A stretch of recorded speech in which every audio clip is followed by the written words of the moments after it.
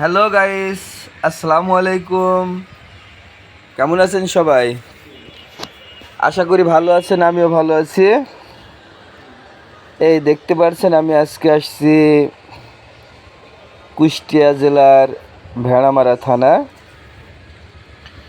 Suzuki শোরুমে। গাড়ি কিনতে আসিনি, গাড়িগুলো শুধু দেখছি। তাই আমাকে এই শোরুমের লোকজন খুব ঘুরাচ্ছে। আমার আজ 6 মাস হলো গাড়ি কিনা। আমি যেদিনকে গাড়ি কিনেছি ওই দিনকে গাড়ির কাগজপাতি করার জন্য টাকা পয়সা জমা দিয়েছি। দেওয়ার পরে এই শোরুম থেকে আমি গাড়ি বের করেছি, কিন্তু গাড়ি আজ 6 মাস পার হয়ে যাওয়াতেও এখনও পর্যন্ত আমার গাড়ির কাগজপাতি আমি পেলাম না, নাম্বার প্লেট পেলাম না। তাই মাঝে মাঝে আসতে লাগে, মাঝে মাঝে ঘুরতে লাগে। এর প্রতিকার কি যদি কারোর জানা থাকে একটু বলবেন প্লিজ। এই ফাইল সেদিনকে তাও অনেক কষ্টে বকাধকা করে রেডি করে রেখে আসছে।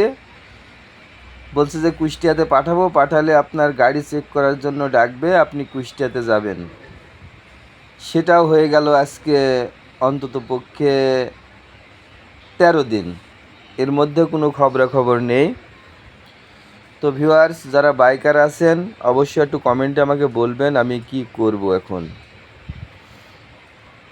আর কাগজপাতি আর তাদের মাধ্যমে আপনারা কেউ করাবেন না, নিজে নিজে করবেন।